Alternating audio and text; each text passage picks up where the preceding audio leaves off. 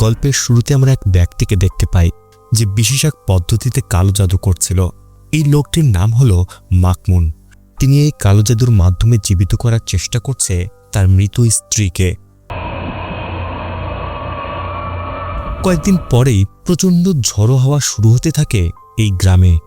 জায়া নামের এক কিশোর বাইরে বৃষ্টির শব্দের সাথে কিছু একটা অদ্ভুত শব্দ শুনতে পেলে গাছের গুড়ির আড়ালে দাঁড়িয়ে দেখতে পায় তার নিজের বাবা মৃত মায়ের কবরের পাশে কিছু একটা করছে। মাকমুর তাকে দেখা মাত্রই সে পালাতে গেলে হোঁচট খেয়ে পড়ে যায়। ততক্ষণে মাকমুর পালিয়ে যায় সেখান থেকে।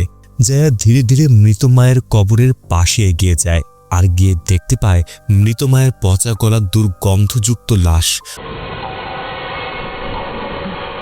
ভয় পেয়ে দ্রুত সে ঘরের ভেতরে ঢুকে দরজা বন্ধ করে দেয়। কাঁপতে কাঁপতে গুটিসুটি হয়ে শুয়ে পড়ে। কিছুক্ষণের মধ্যে সে ঘুমিয়ে পড়লে এই সময় তার ঘরে কেউ একজন ঢোকে, যে তার গায়ে আলতো করে হাত বুলিয়ে দেয় আর বলতে থাকে, তোমার মা ফিরে এসেছে। তাহলে কি মৃত মা জীবিত হয়ে গেছে? আজকে আমি কারেন্ট মুভির দ্বিতীয় পর্ব বর্ণনা করব, আর এর প্রথম পর্ব যদি না দেখে থাকেন তাহলে ডিসক্রিপশনে দেওয়া লিঙ্ক থেকে এর প্রথম পর্ব দেখে আসতে পারেন। তবে সাবধান, একা মোটেও দেখবেন না। এরপর আমরা দেখতে পাই ফিট্রি নামের এক তরুণীকে। ফিট্রি তার মাকে জিজ্ঞেস করে খাবারটা কি বেশি ঝাল হয়েছে। এরপর সে মাকে ওষুধ খেতে দেয়। ফিট্রির ভাই স্কুলে যাওয়ার জন্য বিদায় জানায়। মা মজা করে বলেন, একজন ভাইকে সামলাতে এত কষ্ট, তাহলে তুমি পুরো স্কুলকে কিভাবে সামলাবে? কাজে বের হওয়ার আগে ফিট্রি মায়ের কাছে দোয়া চায় যেন সেও তার মায়ের মতো একজন ভালো শিক্ষক হতে পারে। পথে ফিট্রি মিস্টার সামিন ও অন্যান্য শিক্ষার্থীর সাথে শুভেচ্ছা বিনিময় করে। এদিকে কয়েকজন ছেলে জায়ের স্কুল ব্যাগ কেড়ে নিয়ে তাকে বিরক্ত করছিল, আর দূর থেকে তার বাবা এ সবকিছু লক্ষ্য করছিল, কিন্তু তার যেন কিছুই করার নেই। এরই মধ্যে ফিট্রি স্কুলে পৌঁছে যায়। সেখানে গিয়ে সে দেখে মাকমুন প্রিন্সিপালের কাছে অভিযোগ নিয়ে এসেছে। প্রিন্সিপাল তাকে ধৈর্য ধরতে বলে এবং জানান তারা রিপোর্ট পেয়েছেন। মাকমুন জায়ের শরীরে থাকা ক্ষতর চিহ্নগুলো দেখান। প্রিন্সিপাল জায়াকে সান্ত্বনা দিয়ে বলেন ছেলেদের শক্ত হতে হয়। এরপর তিনি একটি মিটিংয়ের অজুহাত দেখিয়ে সেখান থেকে চলে যান। কিন্তু জায়ের বাবা মাকমুন সমস্যাটির সঠিক সমাধান চান। প্রিন্সিপাল উল্টো ক্ষিপ্ত হয়ে জিজ্ঞেস করেন তারা কি স্কুলের সুনাম নষ্ট করতে চান। তিনি জানতে চান তাদের কি ক্ষতিপূরণ বা টাকা দরকার। মাকমুন টাকা নিতে অস্বীকার করলে প্রিন্সিপাল তার পোশাকের উপহাস করেন। তিনি হুমকি দিয়ে বলেন জয়ের ব্যাচ শীঘ্রই পাশ করবে। জয়ের জন্য ডিপ্লোমা পাওয়া বেশি গুরুত্বপূর্ণ নাকি টাকা, সেটা ভেবে দেখতে বলেন। তিনি আরও সতর্ক করেন যদি বিষয়টি বাইরে ছড়িয়ে পড়ে তবে স্কুল বন্ধ হয়ে যেতে পারে, আর ডিপ্লোমা না পেলে জয়াকেও তার বাবার মতো আবর্জনা পরিষ্কারের কাজ করে জীবন কাটাতে হবে। সবকিছু দেখে ফিট্রি মাকমুনকে শান্ত হতে বলেন এবং সাহায্যের আশ্বাস দেন। মাকমুন জানান তিনি শুধু চান তার ছেলে যেন শান্তিতে পড়াশোনা করতে পারে। এরপর ফিট্রি জয়ার হাতে থাকা আঘাতের দাগ সম্পর্কে জানতে চান এবং তাকে আশ্বস্ত করে তিনি কাউকে বলবেন না। জয়া বলে এতে কোনো লাভ হবে না। ফিট্রি তাকে বোঝান সাহায্য পেতে হলে তাকে সত্যিটা জানতে হবে। এরপর জয়া যখন বাড়ি যেতে চাচ্ছিল তখন ফিট্রি তাকে পৌঁছে দিতে চায়, কিন্তু জয়া তার সাথে যেতে চায় না। তখন ফিট্রি তার ভাই রিজালকে জয়াকে বাড়ি পর্যন্ত পৌঁছে দিতে বলেন। তখন কয়েকজন ছেলে ব্যঙ্গ করে জিজ্ঞেস করে রিজালকে জয়ার পাহারাদার কুকুর নাকি। এজন্য রিজাল বন্ধুদের নিয়ে সেখান থেকে চলে যায়। এর পরে আমরা দেখতে পাই একটি সামাজিক অনুষ্ঠান যেখানে স্থানীয় মেয়র গ্রামের রাস্তা নির্মাণের উন্নয়ন কাজ নিয়ে কথা বলেন এবং পরে মসজিদ সংস্কারের পরিকল্পনার ঘোষণা দেন। সেখানে স্কুলের শিক্ষক ও শিক্ষার্থীরাও উপস্থিত ছিল। ফিট্রি সেখানে জয়াকে না দেখে মিস্টার গুন্তুরকে স্কুলে জয়ার সঙ্গে ঘটে যাওয়া ঘটনার কথা জানান এবং বিষয়টি নিয়ে আলোচনা করতে চান। মিস্টার গুন্তুর বলেন দুপুরে স্কুলে বিষয়ে কথা বলবে, এখানে নয়। এদিকে বাড়ি ফেরার পথে জয়া পেছন থেকে অদ্ভুত শিসের শব্দ শুনতে পায়। সে অনুভব করছিল হয়তো সে বিপদে পড়বে, এজন্য সে লুকিয়ে পড়ে। কিন্তু লুকিয়ে থাকলেও ছেলেগুলো হঠাৎ তার উপর গোবর ছুঁড়ে মারে। অন্যদিকে মিস্টার দালিল ফিট্রিকে মোটরসাইকেলে করে স্কুলে পৌঁছে দেওয়ার প্রস্তাব দেন, আর ফিট্রি তাতে রাজি হয়। ঠিক তখনই জয়া দৌড়ে এসে একটি গাড়ির সঙ্গে ধাক্কা খায়, তবে সে উঠে আবার দৌড়ে চলে যায়। ফিট্রি ছেলেগুলোকে দেখে দালিলকে জিজ্ঞেস করেন জয়া কি প্রায় স্কুলে হয়রানির শিকার হয়। তিনি সন্দেহ করেন ধর্মা ও তার বন্ধুরাই জয়ার ওপর গোবর ছুঁড়েছে, কিন্তু দালিল বিষয়টিকে বাচ্চাদের সাধারণ দুষ্টুমি বলে এড়িয়ে যান। ফিট্রি বলেন ধর্মা মেয়রের ছেলে হলেও সত্য কথা বলতে ভয় পাওয়া উচিত নয়। জবাবে দালিল দাবি করেন তিনি কাউকে ভয় পান না। ঠিক তখনই তার মোটরসাইকেল নষ্ট হয়ে মাঝপথে বন্ধ হয়ে যায়। ফিট্রি সময় নষ্ট না করে একাই হেঁটে স্কুলের দিকে রওনা দেয়। পেছন থেকে দালিল বলে ওঠেন ক্ষমতাবান লোকের ছেলেকে ভয় না পাওয়ার কথা তিনি শুধু মজা করেই বলেছিলেন, আসলে ঝামেলা এড়িয়ে চলাই বুদ্ধিমানের কাজ। তিনি ফিতরির মা রহমার উদাহরণ দিয়ে বলেন, তিনিও কখনো নিজের কর্মজীবনে কোনো ঝামেলায় জড়াননি। ফিতরি বিষয়টি বুঝতে পারে এবং তাকে ধন্যবাদ জানায়। স্কুলে পৌঁছে ফিতরি মিস্টার গুন্তুরের অফিসের বাইরে দাঁড়িয়ে তাকে ডাকেন এবং ভেতরে প্রবেশের অনুমতি চান। ভেতরে ঢুকে লাইট জ্বালাতেই মিস্টার গুন্তুর যেন হাওয়ায় মিলিয়ে যায়। ঘরের কোথাও তিনি নেই। এমন সময় ফিতরি লক্ষ্য করে টেবিলের ওপাশে মেঝেতে কেউ একজন পড়ে আছে। সে ভয়ে ভয়ে কাছে গিয়ে তাকে ঘোরাতেই দেখে গুন্তুরের ক্ষতবিক্ষত লাশ সেখানে পড়ে আছে। চোখ দুটো যেন উপড়ে ফেলা হয়েছে। ভয়ে আতঙ্কিত হয়ে ফিতরি দালিলের কাছে সাহায্য চান এবং অস্থির হয়ে বলতে থাকেন গুন্তুরকে কেউ হত্যা করেছে। দালিল বিস্মিত হয়ে জিজ্ঞেস করেন তিনি লাশটি কোথায় দেখেছেন। ফিতরি সবাইকে নিয়ে ঘরে যায়, কিন্তু সেখানে কোনো লাশ খুঁজে পাওয়া যায় না। দালিল বলে হয়তো ফিতরি ভুল দেখেছিল, কিন্তু ফিতরি নিজের কথায় অটল থাকে। সে জোর দিয়ে বলতে থাকে সত্যি একটি লাশ ছিল সেখানে এবং খুনি সম্ভবত আশেপাশেই কোথাও আছে। সে দ্রুত পুলিশ ডাকতে অনুরোধ করে। কিছুক্ষণের মধ্যে পুলিশ এসে তল্লাশি চালায়, কিন্তু কোনো প্রমাণ না পাওয়ার কারণে তারা জানিয়ে যায় বিষয়টি তদন্ত করবে। এরপর তারা ফিতরিকে বাড়ি ফিরে বিশ্রাম নিতে পরামর্শ দেয়। সিলভি নামের এক মহিলা ফিতরিকে বাড়ি পৌঁছে দিতে সাহায্য করে। এর পরের দিন ফিতরি রিজালকে জানায় সে ধর্মা ও তার বন্ধুদেরকে দেখেছে জয়াকে হয়রানি করতে। সে রিজালকে সতর্ক করে দেয় যেন সে তাদের সঙ্গে মিলে কাউকে হয়রানি না করে। এই কথা শুনে রিজাল রেগে সেখান থেকে চলে যায়। এরপর ফিতরি তার অসুস্থ মায়ের জন্য খাবার নিয়ে যায়। সে মায়ের ঘরে একটি পুরনো কম্বল দেখে। পরের দিন সে জয়ার বাড়িতে যায় এবং তার পুরনো কম্বলগুলো মাকমুনকে উপহার হিসেবে দেয়। এরপর জয়াকে নিজের সঙ্গে স্কুলে নিয়ে যাওয়ার জন্য প্রস্তাব দেয়। মাকমুন রাজি হলে ফিতরি জয়াকে নিয়ে স্কুলের দিকে রওনা হয়। ঠিক তখনই গার্ড সামিন এসে মাকমুনকে জানায় আগের দিন সে স্কুলে মাকমুনের আবর্জনার গাড়ি দেখেছিল। তার ধারণা এর সঙ্গে মিস্টার গুন্তুরের ঘটনার কোনো সম্পর্ক থাকতে পারে। সামিন বলেন চাইলে সে বিষয়টি গোপন রাখতে পারে, কিন্তু এর জন্য তাকে কিছু দিতে হবে। কিন্তু মাকমুন এতটাই গরিব যে তাকে ঘুষ দেওয়ার মতো টাকাও তার নেই। মাকমুন তখন সামিনকে বাইরে দাঁড় করিয়ে ঘরের ভেতরে চলে যায়। এদিকে ফিতরি জয়াকে জিজ্ঞেস করে তার এমন কোনো বন্ধু আছে কিনা যার সঙ্গে সে নিজের মনের কথা শেয়ার করতে পারে, যে কথাগুলো হয়তো বাবাকে বলতে সংকোচ বোধ করে।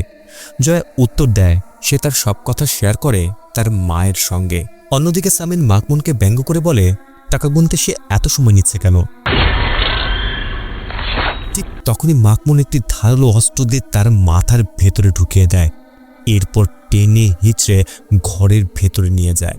এরই মধ্যে ফিতরি ও জয় স্কুলে পৌঁছে যায়। সেখানে দালিল এসে ফিতরিকে জানায় তারা মিস্টার গুন্তুরকে খুঁজে পেয়েছে। ফিতরি বিস্মিত হয়ে জিজ্ঞেস করে তারা কি তার লাশ পেয়েছে। কিছুক্ষণের মধ্যে ফিতরি স্বস্তির নিঃশ্বাস ফেলে যখন দেখে মিস্টার গুন্তুর জীবিত এবং সুস্থ আছেন। গুন্তুর জানান তিনি ঠিক আছেন এবং আগের দিন স্কুল থেকে সরাসরি বাড়ি চলে গিয়েছিলেন। তবে ফিতরির কাছে গুন্তুরকে একেবারে স্বাভাবিক মনে হয় না। এগুলো ভাবতে ভাবতেই ফিতরি অন্যদিকে ঘুরে দাঁড়ায়। তখনই দেখা যায় গুন্তুরের শরীর থেকে বের হতে শুরু করেছে পোকামাকড়। বাইরে আসার পর দালিল বলে গুন্তুর পুরোপুরি ঠিক আছেন, শুধু একটু ফ্যাকাশি দেখাচ্ছে। সেদিন স্কুল ছুটির পর ফিতরি সামিনের কাছে যায় এবং জিজ্ঞেস করে সে কি গুন্তুরের আচরণে কোনো অস্বাভাবিকতা লক্ষ্য করেছে, কারণ সামিন তার সঙ্গে অনেক সময় কাটায়। কিন্তু সামিন কোনো উত্তর না দিয়ে অদ্ভুতভাবে সেখান থেকে চলে যায়, আর তাকে মোটেও স্বাভাবিক মনে হচ্ছিল না। অদ্ভুত ব্যাপার হলো সামিন চলে যাওয়ার পরই পেছন দিক থেকে আবারও সামিনকে আসতে দেখা যায়। এর পরের দৃশ্যে আমরা দেখি ফিতরি পিটি শিক্ষক দালিলের সাহায্য চায় এবং ধর্মা, ফেরি, ওয়াহিউ, জ্যাকি ও রিজালকে তার অফিসে ডেকে আনার অনুরোধ করে। দালিল তাদের অফিসে নিয়ে যাওয়ার নির্দেশ দেন। ফিতরি তাদের ডেকে জয়াকে হয়রানি করার বিষয়টি জিজ্ঞাসাবাদ করে এবং বোঝায় সাধারণ মজা আর নোংরা বুলিংয়ের মধ্যে সূক্ষ্ম পার্থক্য রয়েছে। এ সময় ধর্মা নিজেকে নির্দোষ দাবি করে ফিতরিকে উপহাস করে। সে বলতে থাকে সত্য আর মিথ্যা অভিযোগের মধ্যেও একটি সূক্ষ্ম সীমারেখা আছে। এরপর সে ব্যঙ্গ করে জিজ্ঞেস করে ফিতরি কি এবার তাদের গুন্তুরকে হত্যা করে তার চোখ উপড়ে ফেলার অভিযোগ আনবে। সে ফিতরিকে নিজের ভাই রিজালের ওপর ভরসা রাখতে বলে এবং ক্লাস মিস হওয়ার অজুহাতে বেরিয়ে যেতে চায়। ফিতরিও আপাতত তাদের যেতে দেয়। স্কুল ছুটির পর তারা আবার জয়াকে ঘিরে ধরে। তারা বলতে থাকে কেউ একজন ফিতরির কাছে তাদের বিরুদ্ধে অভিযোগ করেছে। এরপর তারা সকলে মিলে জয়াকে প্রচণ্ড মারধর করতে থাকে। রিজাল দাঁড়িয়ে সবকিছু দেখছিল। এরপরে তারা জয়াকে টেনে টয়লেটে নিয়ে যায় এবং ধর্মা তার উপর প্রস্তাব করতে শুরু করে। রিজাল আর বিষয়টি সহ্য করতে না পেরে বলে মিস ফিতরি বাইরে আছেন, এতে ধর্মা রেগে যায় এবং রিজালকে হুমকি দেয় যদি সে তার বোনকে ভেতরে আসা থেকে না আটকায় তাহলে তারা ফিট্রিকেও ক্ষতি করতে পারে। এরপর তারা জয়াকে এই অবস্থায় ফেলে রেখে চলে যায়। বাড়ি ফিরে জয়া অসহায়ের মতো নিজেকে পরিষ্কার করতে থাকে, আর এই সব কিছু মাখমুন দেখে ফেলে। পরবর্তী দৃশ্যে জয়া তার মাকে দেখতে পায় এবং তাকে ছেড়ে না যাওয়ার অনুরোধ করে। হঠাৎ করে তার মাকে কোথাও না পেয়ে সে বাইরে খুঁজতে আসে। এমন সময় সে দেখে তার মা পড়ার ঘরে বসে আছে। সে ধীরে ধীরে তার মায়ের কাছে এগিয়ে যায়। তখনই পুরো ঘরে অন্ধকার নেমে আসে। হঠাৎ করে ঘরে আগুন লেগে যায় এবং তার চোখের সামনে মা আগুনে পুড়ে যেতে থাকে। তখনই জয়ের ঘুম ভেঙে যায়। আসলে এটি তার দুঃস্বপ্ন ছিল। এ সময় ফিট্রি এসে তাদের দরজায় কড়া নাড়ে। জয়ার মাকমুরকে ডাকতে ডাকতে ফিট্রির দরজার কাছ দিয়ে ঘরের ভেতরে একজন মহিলাকে দেখতে পায়। ঠিক তখনই মাকমুন সেখানে উপস্থিত হয়। ফিট্রি যখন জয়াকে সাহায্য করার কথা বলে তখন মাকমুন উত্তর দেয়, যখন প্রিন্সিপালি জয়ার সমস্যার সমাধান করতে পারেনি তখন তুমি কিছুই করতে পারবে না। সে আরও জানায় নিজের ছেলের নিরাপত্তার জন্য সে যে কোনো কিছুই করতে প্রস্তুত। এরপর ফিট্রি বাড়ি ফিরে আসে। দেখে তার অসুস্থ মা ব্যথায় কষ্ট পাচ্ছে। সে তাকে পানি পান করায়। মা নিজের এমন অবস্থার জন্য দুঃখ প্রকাশ করে।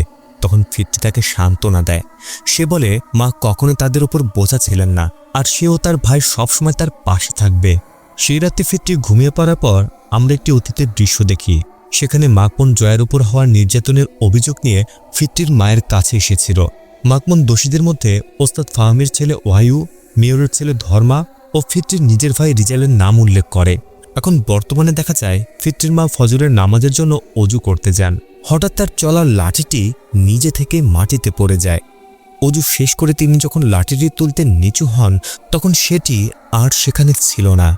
কিছুক্ষণ পর আবার সেটি আগের জায়গাতেই দেখতে পান। লাঠিটি হাতে নেওয়ার সঙ্গে সঙ্গেই পেছনের ঘরে ওপর থেকে একটি ছুরি পড়ে যায়। তিনি এগিয়ে গিয়ে ছুরিটি তুলতে যান। এমন সময় তিনি অনুভব করেন তার পেছনে কিছু একটা আছে। ভয় পেয়ে সে ধীরে ধীরে পেছনে ঘুরে তাকান। ঠিক সেই মুহূর্তে কেউ একজন তার উপর আক্রমণ করে। সকালে ফিট্রি ঘুম ভাঙলে সে দেখে তার মা বিছানায় নেই এবং হুইল চেয়ারটিও আগের জায়গায় পড়ে আছে। চিন্তিত হয়ে সে মাকে খুঁজতে শুরু করে, কিন্তু কিছুক্ষণ পর সে অবাক হয়ে যায়। তার অসুস্থ মা সম্পূর্ণ সুস্থ মানুষের মতো একা একা রান্না করছেন। ফিট্রি দ্রুত রিজালকে ডেকে এনে মায়ের এই অলৌকিক সুস্থতার ঘটনা দেখায়। মায়ের সুস্থতার জন্য তারা খুশি হলেও মাকে তাদের কাছে মোটেও স্বাভাবিক মনে হচ্ছিল না। নাস্তার সময় তারা লক্ষ্য করে তাদের মায়ের নাক থেকে রক্ত পড়ছে। এরপর ফিট্রি প্রিন্সিপাল গুন্তুরের কাছে যায়। সে দ্বাদশ শ্রেণীর অভিযুক্ত শিক্ষার্থীদের অভিভাবকদের ডাকার জন্য একটি নোটিশে তার স্বাক্ষর চায়, কিন্তু গুন্তুর নোটিশটি দেখে অদ্ভুতভাবে সেটি ছুঁড়ে ফেলে দেন। পরবর্তী দৃশ্যে ফিট্রি ধর্মার বাবা মেয়রের সঙ্গে দেখা করতে যান। সে ধর্মার স্কুলে করা খারাপ আচরণ ও হয়রানির বিষয়টি তুলে ধরে। তখন ধর্মাকে সেখানে ডাকা হয়। ধর্মার বাবা তাকে একটি চর মেরে জিজ্ঞেস করেন সে কি স্কুলে কোনো ভুল কাজ করেছে। ধর্মা সবকিছু অস্বীকার করে। এরপর তার বাবাও বিষয়টিকে খুব হালকাভাবে নিয়ে এড়িয়ে যান। পরে তিনি ফিট্রির মায়ের চিকিৎসার খরচের কথা উল্লেখ করে তাকে কিছু টাকা উপহার হিসেবে দিতে চান, কিন্তু ফিট্রি স্পষ্টভাবে সেই টাকা নিতে অস্বীকার করে এবং সেখান থেকে চলে আসে। ফেরার পথে ফিট্রি গ্র্যানি আতির দোকান থেকে খাবার কিনতে যায় এবং তাকে তার মায়ের অলৌকিক সুস্থ হওয়ার খবর জানায়। আতি এটি শুনে আল্লাহর শুকরিয়া আদায় করেন। দোকানের টেবিলে ধর্মা ও তার বন্ধুদের নাম দেখে ফিট্রি আতিকে জিজ্ঞেস করে তারা এখানে আড্ডা দিলে কি করে এবং জয়া কখনো তাদের সঙ্গে আসে কিনা, কিন্তু আতি এই বিষয়ে কিছু বলতে রাজি হন না। এই সময় ফিট্রি আতির নাতনি নিশাকে দেখতে পায়। নিশা সামিরের দিকে ইশারা করে ফিট্রিকে জানায় ওই ব্যক্তি আসল সামির নয়। কথাটি শুনে ফিট্রি কি করবে কিছুই বুঝতে পারে না। এরপর সে খাবার নিয়ে বাড়ি ফিরে আসে। সেখানে গিয়ে আবারও দেখে তার মা রান্নার কাজ করছে। ফিট্রি তাকে বিশ্রাম নিতে বলে যেন আবার অসুস্থ না হয়ে পড়েন। এরপর তার মা কলাপাতায় মোড়ানো ফিট্রির প্রিয় মাছ খেতে দেন, কিন্তু ফিট্রি মাছটি মুখে দিতেই থুতু ফেলে দেয়। সে দেখে মাছটি সম্পূর্ণ পচে গেছে। আরও ভয়ঙ্কর ব্যাপার হলো ফিট্রি দেখে তার মায়ের মুখ থেকে বেরিয়ে আসছে অনেকগুলো পোকা। ভয়ে আতঙ্কিত হয়ে ফিট্রি সেখান থেকে চলে যায়। অন্যদিকে ধর্মা ও তার বন্ধুরা আতির দোকানে আড্ডা দিচ্ছিল। ধর্মা রিজালের ওপর রেগে যায় কারণ তার বোন ফিট্রি তাদের বিরুদ্ধে অভিযোগ করেছে। ধর্মা রিজালকে বলে সে যেন নিজের বোনকে থামায়। পাশাপাশি সে রিজালের মায়ের অতীতে ঘটে যাওয়া কোনো অমীমাংসিত ঘটনার ইঙ্গিত দেয়। নিজের মায়ের সম্মান নিয়ে কথা বলায় রিজাল ধর্মাকে সতর্ক করে দেয়। পরিস্থিতি শান্ত করতে বন্ধুরা মদ্যপানের সিদ্ধান্ত নেয়। এরপর ধর্মা নির্দেশ দেয় যেভাবেই হোক জয়াকে খুঁজে বের করতেই হবে। জয়াকে খুঁজতে গিয়ে ওয়ায়ু ও ফেরি মাকমুনকে দেখতে পায়। ওস্তাদের ছেলে হওয়ায় ওয়ায়ু ভদ্রতার ভান করে জয়ার খোঁজ জানতে চায়। সে বলে তারা সবাই মিলে একটি অ্যাসাইনমেন্ট করতে চায়। মাকমুন জানায় জয়া বাড়িতেই আছে। এরপর ছেলেরা সেখান থেকে চলে যায়, কিন্তু মাকমুন গোপনে তাদের অনুসরণ করতে থাকে। এক নির্জন জায়গায় সে নিজের আবর্জনার গাড়ি দিয়ে তাকে ধাক্কা মেরে ফেলে দেয়। তারপর একটি লোহার রড হাতে নিয়ে শীষ বাজাতে বাজাতে এগিয়ে যায়। হঠাৎ সে রডটি ওয়ায়ুর গলায় ঢুকিয়ে টেনে বের করে আনে। এরপর বারবার তার পেটে আঘাত করতে থাকে। নিজের চোখের সামনে ওয়ায়ুকে নির্মমভাবে মরতে দেখে ফেরি কাঁদতে কাঁদতে ক্ষমা চাইতে থাকে, কিন্তু মাকমুন কোনো দয়া দেখায় না। শীষ বাজাতে বাজাতে তাকেও একইভাবে হত্যা করে। এরপর সে দুজনের লাশ আবর্জনার গাড়িতে তুলে নিজের বাড়িতে নিয়ে যায়। তারপর ফেহরি ও ওয়ায়ুর নামে দুটি পুতুল ব্যবহার করে এক ধরনের কালো জাদু রিচুয়াল শুরু করে। এদিকে ফিট্রি বাড়িতে কোরআন তেলাওয়াত করছিল। ঠিক তখনই মাকমুনের কাছে রাখা ফিট্রির মায়ের পুতুলটি বাতাসে উঠতে শুরু করে। হঠাৎ করে সেটি তার সামনে এসে পড়ে যায়। ওদিকে ফিট্রি ঘুরে তাকাতেই ভয়ে জড়সড় হয়ে যায়, কেননা তার মা ঠিক পেছনেই বসে আছে। ফিট্রি তখন তার মাকে জড়িয়ে ধরে কান্না করতে করতে বলে কিছুদিন ধরে তার সঙ্গে এত অদ্ভুত ঘটনা ঘটছে যে সে কিছুই বুঝতে পারছে না। সে ভয় পাচ্ছে, হয়তো তাদের সামনে ভয়ঙ্কর বিপদ আসতে চলেছে। মা তাকে আল্লাহর উপর ভরসা রাখতেও ভয় না পেতে বলে। এদিকে আতি অসুস্থ বোধ করছিল, তাই তিনি ধর্মা ও বাকিদের বেশি রাত পর্যন্ত না থাকতে বলেন। তিনি জ্যাকি ও রিজালকে দোকান বন্ধ করার দায়িত্ব দিয়ে চলে যান। ঠিক তখনই ফেরি ও ওয়ায়ু ফিরে আসে। জয়াকে না পেয়ে ধর্মা ভীষণ রেগে যায়। সে বলে পরদিন স্কুলে জয়াকে ধরে ফেলবে এবং কোনোভাবেই পালাতে দেবে না। এরপর সে চলে যায়, কিন্তু তারা জানতই না তাদের বন্ধু ফেরি ও ওয়ায়ু এখন আর স্বাভাবিক মানুষ নয়। জ্যাকি লক্ষ্য করে ফেরি ও ওয়ায়ুর শরীর থেকে তীব্র দুর্গন্ধ বের হচ্ছে। সে জিজ্ঞেস করে তারা কি কোনো আবর্জনার স্তূপে গিয়েছিল, কিন্তু তারা কোনো উত্তর দেয় না। এরপর রিজাল বাড়ি ফিরে আসে। মা তাকে খেতে ডাকলে সে মায়ের কাছে ক্ষমা চায়, কেননা সে ভালো ছেলে হতে পারেনি। এখন সে ভালো ফলাফল নিয়ে পড়াশোনা শেষ করতে চায়, যেন মা ফিট্রির মতো তাকে নিয়েও গর্ব করতে পারেন। এই কথাগুলো বলে মায়ের দিকে তাকাতে তার বুক চমকে ওঠে, কেননা মা তার দিকে তাকিয়ে অদ্ভুতভাবে হাসছিলেন। এরপর শুধু একটা কথাই বলেন, খাবার খাও। খাবার খাওয়ার সময় রিজাল লক্ষ্য করে তার মা অদ্ভুতভাবে খাবার খেতে শুরু করেছে। অন্যদিকে জ্যাকি নেশাগ্রস্ত অবস্থায় বমি করছিল। ঠিক তখনই মাকমুন সেখানে এসে শীষ বাজাতে শুরু করে। এরপর শীষ বাজাতে বাজাতেই সে জ্যাকির উপর নির্মমভাবে হামলা চালায়। পরের দৃশ্যে আমরা ফজরের আজান শুনতে পাই, আর এরই মধ্যে আতির দোকানে আসেন। ঠিক তখনই একটি শব্দ শুনে তিনি ভয় পেয়ে যান। শব্দটি যেদিক থেকে আসছিল ধীরে ধীরে ভয়ে সে সেদিকে যেতে থাকে, কিন্তু হঠাৎ মাকমুন লোহার রড নিয়ে তার উপর আক্রমণ করে। এরপর সে আতির গলা চেপে ধরে এবং তার হাত থেকে একটি চামচ কেড়ে নিয়ে সেটি তার গলায় ঢুকিয়ে দেয়। ঠিক সেই সময় ফিট্রির দোকানের পাশ দিয়ে যাচ্ছিল। ভেতর থেকে শব্দ শুনে সে জানালা দিয়ে তাকায় এবং দেখতে পায় কেউ একজন আতিকে হত্যা করার চেষ্টা করছে। মাকমুন ফিট্রির উপস্থিতি বুঝতে পেরে সেখান থেকে পালিয়ে যায়। ফিট্রির দোকানের দরজা খোলার চেষ্টা করে, কিন্তু দরজাটি ভেতর থেকে বন্ধ ছিল। তাই সে চারপাশে দৌড়ে সাহায্য চাইতে থাকে। সে চিৎকার করে বলতে থাকে কেউ আতিকে মেরে ফেলার চেষ্টা করছে এবং লোকজনকে দরজা খুলে সাহায্য করতে অনুরোধ করে, কিন্তু আশেপাশের কেউই দরজা খুলে সাহায্য করতে এগিয়ে আসে না। উপায় না পেয়ে ফিট্রি মাকমুনের কাছে গিয়ে বলে কেউ একজন আতির দোকানে ঢুকে তাকে মেরে ফেলার চেষ্টা করছে। সে মাকমুনকে অনুরোধ করে দ্রুত তার সঙ্গে যেতে। মাকমুন তার সঙ্গে দোকানে আসে, কিন্তু সেখানে পৌঁছানোর পর তারা তেমন কোনো কিছুই দেখতে পায় না, বরং সবকিছু একেবারে স্বাভাবিক মনে হয়।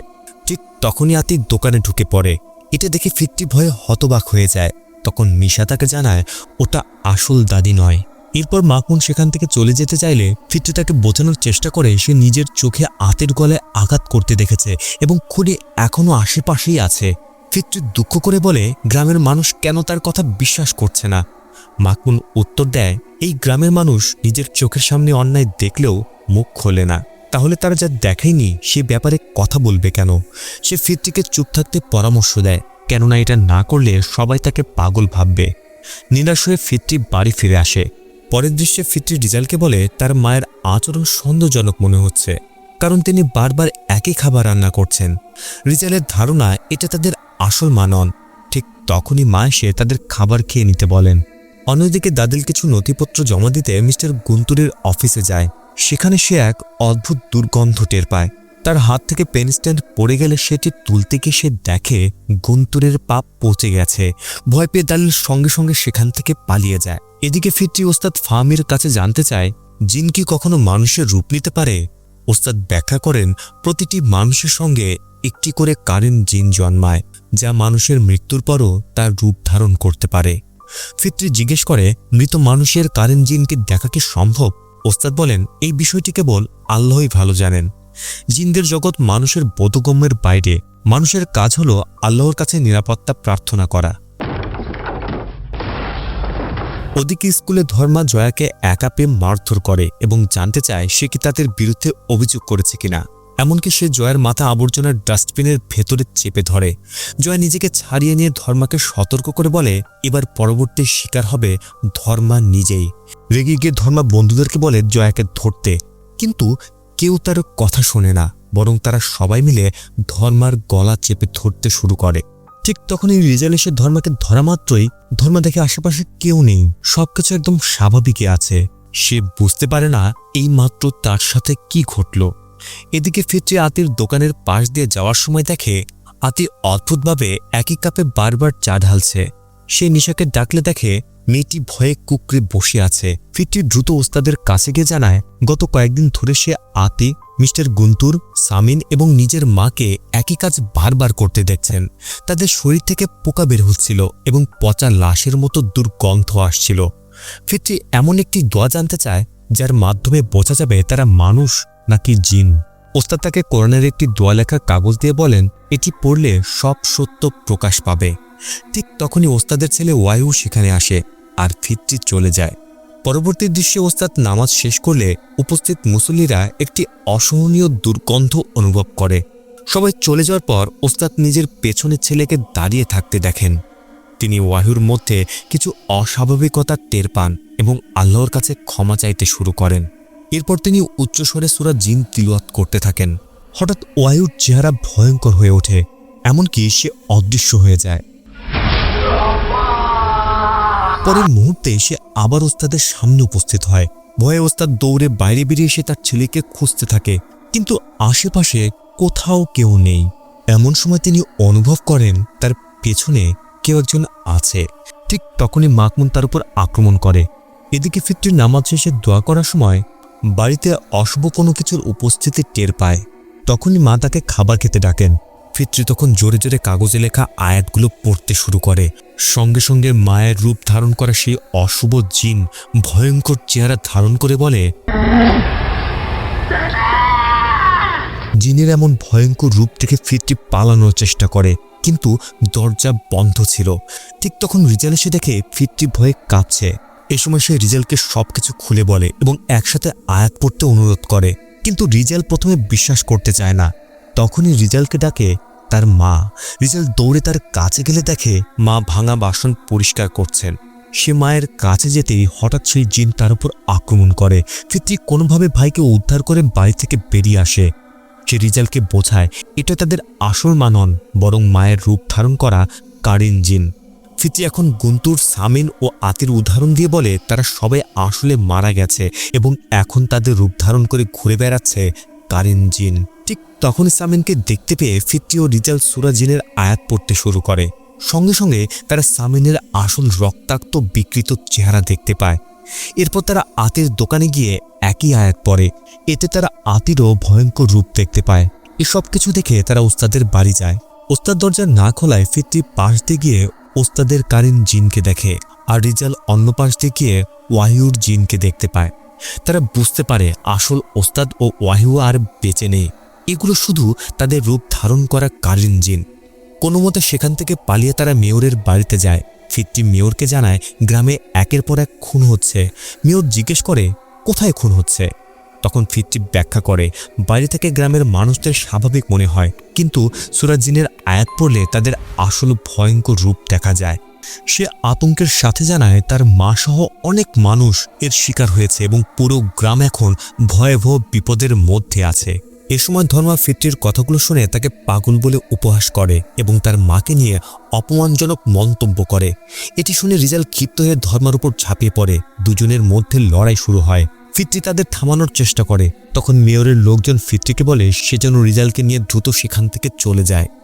বাইরে এসে ফিতরি ও রিজাল আলোচনা করে এই অদ্ভুত ঘটনাগুলোর সঙ্গে জয়ার কোনো সম্পর্ক আছে কিনা। রিজাল স্বীকার করে যে ফেরি ও জ্যাকিও স্কুলে অস্বাভাবিক আচরণ করছিল। ফিতরি তখন বুঝতে পারে সবকিছুর কেন্দ্রবিন্দুতে রয়েছে জয়া। তাই সে রিজালকে নিয়ে দ্রুত জয়ার বাড়ির দিকে রওনা হয়। জয়ার বাড়িতে পৌঁছানোর পরপরই জয়া রিজালকে দেখামাত্র দরজা বন্ধ করার চেষ্টা করে। তখন ফিতরি জানায় রিজাল ক্ষমা চাইতে এসেছে। রিজাল জয়ার কাছে নিজের ভুলের জন্য ক্ষমা চায়। এরপর ফিতরি জয়াকে জিজ্ঞেস করে মিস্টার গুন্তুর, আতি, ওয়াহিউ, জ্যাকি, ফেরি, সামি এবং তার নিজের মায়ের সঙ্গে আসলে কি ঘটেছে, আর জয়া কি এই ব্যাপারে কিছু জানে। জয়া তখন নিজের মায়ের কথা বলে। ফিতরি জানতে চায় সে কি প্রায় তার মাকে দেখতে পায়। জয়া জানায় বাবা তার মাকে বাড়িতে ফিরিয়ে এনেছে। ফিতরি জানতে চায় তার মা কোথায় আছেন। জয়া একটি তালাবদ্ধ ঘরের দিকে ইশারা করে বলে তার বাবা ও মা ওই ঘরেই থাকেন। ফিতরি ও রিজাল দরজা ভাঙার জন্য একটি ভারী বস্তু তুলে নেয়। দরজা খুলতেই তারা ভেতরে এক ভয়ঙ্কর দৃশ্য দেখতে পায়, যেগুলো দেখা মাত্রই তাদের পায়ের নিচের মাটি সরে যায়। ঘরের ভেতরে ফিতরি তার মায়ের নামে তৈরি কালো জাদুর পুতুলটি খুঁজে পায়। এদিকে জয়া তার মাকে দেখে দৌড়ে তার কাছে চলে যায়। ফিতরি তাকে বোঝানোর চেষ্টা করে তার আসল মা অনেক আগেই মারা গেছে, এটি তার মায়ের রূপ ধারণ করা একটি জিন। কিন্তু জয়া কিছুতেই তা বিশ্বাস করতে চায় না। উপায় না পায় ফিতরি সূরা জিনের আয়াত পড়তে শুরু করে। আয়াত পড়া শেষ হতেই জয়ার মায়ের চেহারা ভয়ঙ্কর রূপ ধারণ করে এবং সেই কারেন্ট জিন ফিতরির গলা চেপে ধরে। তখন রিজাল বোনকে বাঁচানোর জন্য জয়ার মায়ের পুতুলটি আগুনে নিক্ষেপ করে। পুতুলটি পুড়ে ফেলতেই সেই কারেন্ট জিনও আগুনে পুড়ে ধ্বংস হয়ে যায়। রিজাল ফিতরির কাছে ছুটে গিয়ে বোঝার চেষ্টা করে তার বোন ঠিক আছে কিনা। অন্যদিকে জয়া তখনও তার মায়ের জন্য ভেঙে পড়ে কাঁদছিল। রিজাল ফিতরির হাত থেকে তাদের মায়ের নামে তৈরি পুতুলটি নিয়ে বলে তাদের মা আর নেই। কিন্তু ফিতরির দৃঢ় বিশ্বাস ছিল তার মা এখনও এই বাড়িতেই কোথাও উপস্থিত আছেন।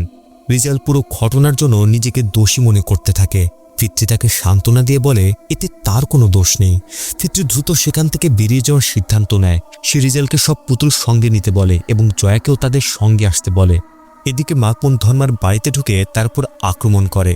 লড়াইয়ের এক পর্যায়ে ধর্মা মাকমুনের মুখোশ খুলে ফেলে। মাকমুন একটি ফুলের টপ দিয়ে ধর্মাকে আঘাত করে এবং তার একটি আঙুল কেটে ফেলে। ধর্মা প্রাণপণে নিজেকে বাঁচানোর চেষ্টা করলেও মাকমুন নির্মমভাবে তাকে আঘাত করতে করতে মেরে ফেলে। ধর্মাকে হত্যা করার পর যখন সে তার আঙুল কাটছিল ঠিক তখনই ধর্মার বাবা সেখানে এসে পড়েন। মুহূর্তে মাকমুন পালানোর চেষ্টা করে। পালানোর পথে তার সঙ্গে জয়ার দেখা হয়। সে আর পালাতে পারে না, কারণ গ্রামের লোকজন তাকে ধরে ফেলে। জয়া ছুটে বাবার কাছে যেতে চাইলে গ্রামবাসীরা তাকে সরিয়ে দেয়। রিজাল জয়াকে এই ভয়ঙ্কর দৃশ্য থেকে দূরে রাখার চেষ্টা করে। এদিকে মেয়র রেগে ঘোষণা করেন মাকমুন তার ছেলেকে হত্যা করেছে, তাই তার বেঁচে থাকার কোনো অধিকার নেই। মাকমুন নিজেকে নির্দোষ দাবি করে বলে মেয়রের ছেলে ছিল অত্যন্ত নিষ্ঠুর এবং যা হয়েছে তাতে তার কোনো দোষ নেই। কিন্তু উত্তেজিত জনতা তার কথা শুনতে রাজি হয় না। তারা তাকে জীবন্ত পুড়িয়ে মারার সিদ্ধান্ত নেয়। ঠিক তখনই মাকমুন মন্ত্র পড়তে শুরু করে। মন্ত্রের প্রভাবে অসংখ্য কারেন্ট জিন সেখানে হাজির হয়। আতঙ্কিত হয়ে গ্রামবাসীরা তাকে ছেড়ে দেয়। ফিতরি তখন মাকমুনকে জিজ্ঞেস করে তার মায়ের কি অপরাধ ছিল। মাকমুন দাবি করে ফিতরির মা ছিলেন একজন ভণ্ড। তিনি শুধু ভালো মানুষের অভিনয় করতেন। তার অভিযোগ জয়ের ওপর বছরের পর বছর চলা নির্যাতন ও হয়রানি থামানোর জন্য তিনি কোনো কার্যকর পদক্ষেপ নেননি।